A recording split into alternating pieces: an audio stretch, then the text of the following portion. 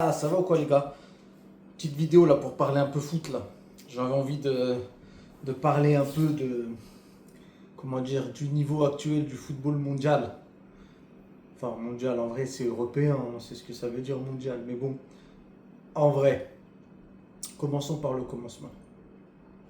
Tout le monde pense qu'aujourd'hui il y a trois quatre clubs qui sont au-dessus du reste.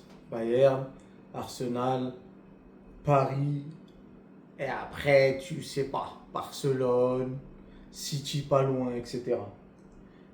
Maintenant, la réalité de la chose, à mon sens bien évidemment, c'est que le niveau intrinsèque des joueurs est en chute libre depuis longtemps. Et quand je dis depuis longtemps, pour moi, c'est vraiment depuis longtemps, quoi. Ça veut dire déjà à la fin de CR7 Messi, et même à l'époque même de CR7 Messi, si tu regardes la plupart des grosses écuries, genre t'enlèves peut-être le Barça, le Real, parce qu'il y a eu un gros Barça, un gros Real. Mais en vrai, quand tu regardes les autres équipes, je pense pas que tu aies dans les autres équipes un top 3 mondial à un poste. Ça l'est automatiquement parce que à ce moment précis, tu n'as pas un million de joueurs. Mais je veux dire, de l'époque que j'ai connue moi, par exemple, si tu cherchais un 6, tu pouvais en citer 5, 6 top mondial. Tu cherchais un 10, pareil. Tu cherchais un ailier gauche, presque pareil. Ailier droit, attaquant.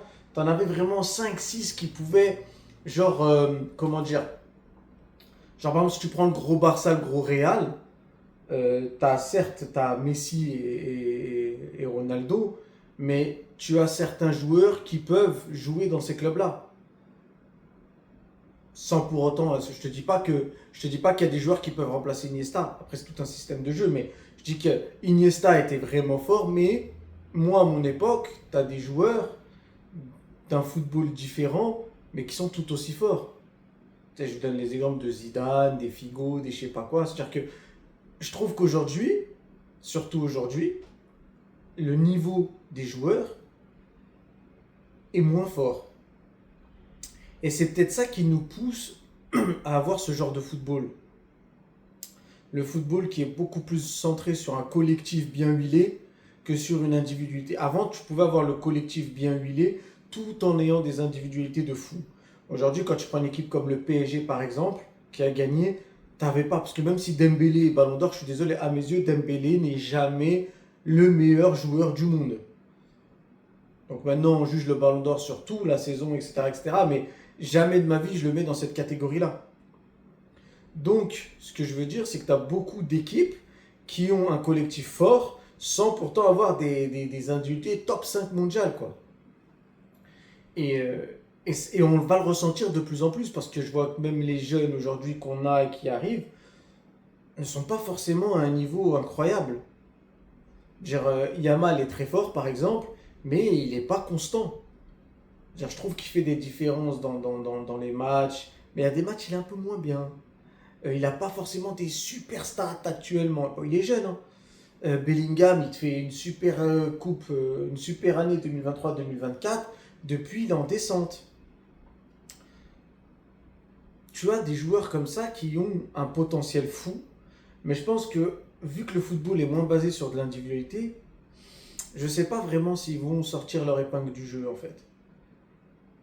Et donc tout ça pour dire quoi? Que je ne trouve pas aujourd'hui qu'il y a des équipes qui font peur. C'est-à-dire que même moi, étant supporter de Madrid, je suis tout à fait capable de voir que on est à un niveau moyen. Je ne vais pas dire faible, parce que les équipes faibles, on les tape. Même si, voilà, on peut faire un mauvais match par-ci par-là, mais je pense qu'on a un niveau. Tout le monde est d'accord pour dire qu'on a un niveau de gagner la Liga. Et même si on n'est qu'à un point du Barça, que le Barça est nettement supérieur dans le jeu, enfin plus cohérent surtout, tu sais que tu vas jouer les deux premières places en vrai. C'est-à-dire que rien que dans ton championnat, déjà, tu as des équipes, tu as une quinzaine d'équipes qui peuvent même pas rivaliser. Et c'est pareil, je trouve, pour le Bayern Munich. Il n'y a que la PL qui sort du jeu, mais la PL elle sort du jeu dans tout. Ça veut dire que même si en PL, tu quoi qu'Arsenal, ils ont déjà pris un peu de la poudre d'escampette, comme on dit, mais ce que je veux dire, c'est que là-bas, les budgets sont tellement différents et l'oseille fait tellement une place importante au sein même d'un seul championnat que tu puisses comprendre que ça se joue toujours entre quatre cinq équipes. Parce qu'il y a quatre cinq équipes faciles qui ont un budget pratiquement identique. Tandis que si tu vas, bon, l'Atlético là a été racheté, apparemment il y a des parts qui ont été rachetées, mais même si tu vas en Espagne, il y a Barça Real, en vrai, l'Atlético, on verra. Mais ça fait des années que c'est Barça Real. Même si l'Atlético t'en prend un tous les 10 ans, c'est Barça Real. Tu vas en Italie, c'était souvent la Juve, etc. Là, ça commence à s'équilibrer justement parce que tous les clubs ont un budget un peu plus serré. Et maintenant, tu vas dans le championnat, dans notre championnat à nous, on voit bien qu'il commence à être de plus en plus mauvais. Donc le niveau chute réellement. Et tu vas en Allemagne, tu as toujours eu le Bayern en top position. Car Leverkusen a créé une surprise, mais en vrai, c'est le Bayern Munich la plupart, tous les ans. Donc, tu as ce côté où chaque championnat a une ou deux grosses équipes, à part en PL.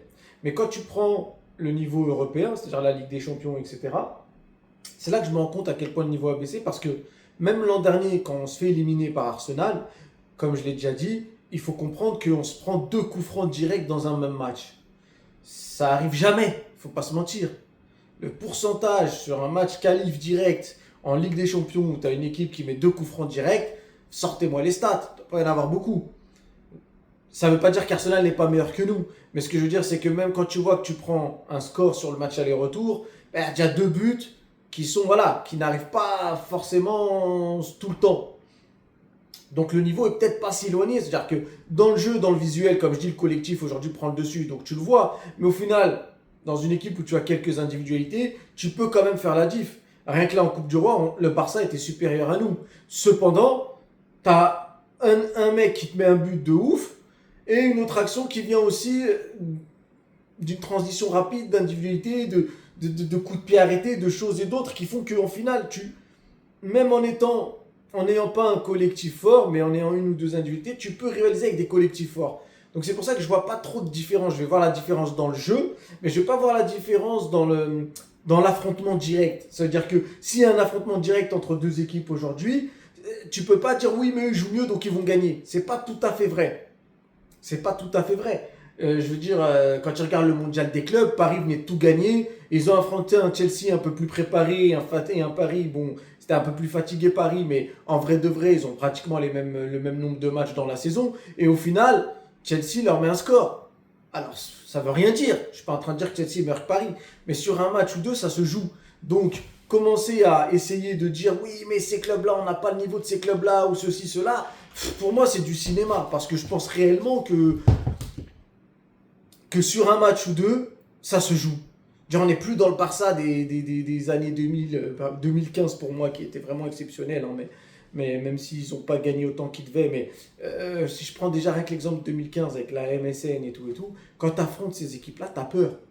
Quand tu affrontes le Real qui enchaîne 3 Ligues des Champions, tu peux avoir peur. Mais aujourd'hui, je considère que moi, en tout cas en tant que supporter, quand j'affronte, si demain on tombe sur Arsenal, j'ai pas peur.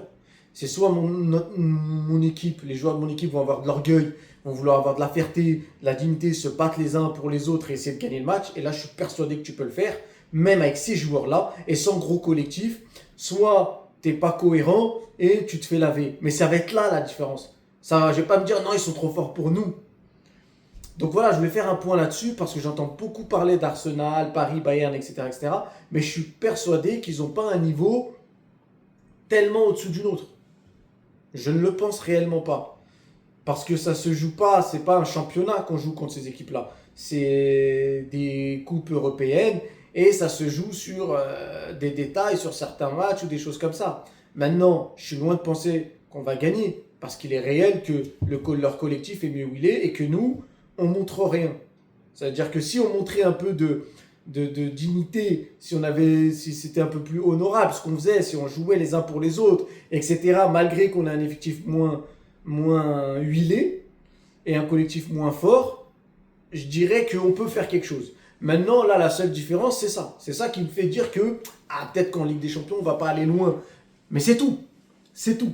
Donc voilà, je voulais faire une petite vidéo rapide, vite fait là-dessus, juste pour expliquer que le niveau collectif est peut-être meilleur, Mais c'est pas ça qui peut absolument faire la différence sur une double confrontation. Ça dépend. Moi, je parle pas que du Real Madrid, hein. Le Barça l'an dernier, je l'ai trouvé nettement supérieur à l'Inter de Milan. L'Inter les sort. Donc, voilà. Comme je dis contre Arsenal, voilà, moi, deux coups francs, c'est trompeur un peu. Alors, les coups francs, ça fait partie du jeu, faut les mettre et tout, ok. Mais en manger deux dans un même match, c'est trompeur. Parce que si tu prends un 4-0, mais qu'il y a eu deux coups francs, allez, en vrai, t'en mets un, ça arrive. Deux dans le même match, les gars, ça te crée une différence. Il y a eu une différence sur le terrain, c'est pas ça que je dis, hein. Mais en termes de visu, c'est-à-dire quand t'es là, tu vois, oh, Arsenal a mis 4-0 ou je sais pas combien au Real Madrid, t'es pas dans le vrai. Ça veut dire que je les ai pas trouvés même sur le terrain, ils nous mettaient une leçon non plus, hein. Moi, pour moi en tout cas, c'est pas ce que j'ai vu. Sinon, ils auraient mis sûrement plus de buts. Contrairement au match du PSG au Mondial des clubs, là c'était une leçon de football. Ils nous ont désorganisés de fou. On n'était pas bien, on n'était pas bon. Et ça se voyait. Là, on voyait direct tu vois, la supériorité. Mais en vrai de vrai, demain tu joues le PSG. Si tu as un peu plus d'orgueil, etc., etc., et que tu n'as pas deux trois tocards blessés, moi je pense que tu peux le faire, malgré que leur collectif est plus fort. Donc c'est sur ça que je voulais parler aujourd'hui. C'est juste pour vous expliquer, ne pensez pas que parce que telle ou telle équipe a un collectif plus fort, ils sont forcément intouchables. Je ne pense vraiment pas qu'aujourd'hui on a ces équipes-là. Mais vraiment pas. Donc voilà les gars, je voulais parler de ça. Je vous souhaite une bonne journée ou une bonne soirée, ça dépend d'où vous êtes. Et merci.